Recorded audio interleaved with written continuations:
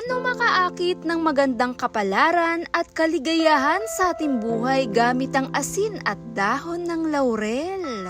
Kumuha lamang ako ng mangkok, kailangan po glass ang ating gamitin.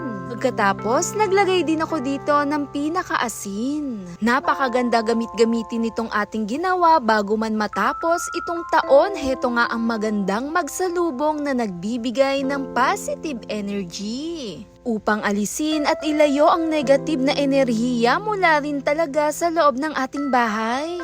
Dahil ang asin, isa rin tong nagbibigay proteksyon lalo na sa bahay, kasama na rin ang pinaka-baylip natin o yung dahon ng laurel na nagbibigay proteksyon at paglinis lalo na rin sa positibo at inaalis nito ang negative na enerhiya sa bahay. Dito nga po sa pinakadahon ng laurel ko, 7 piraso, buong dahon, walang sira at idirektang ilagay o itusok dito sa pinakamangkok na may asin.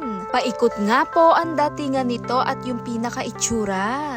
At dito nga po sa ating ginawa, nakakatulong na rin tong mang-akit lalo na rin sa swerte.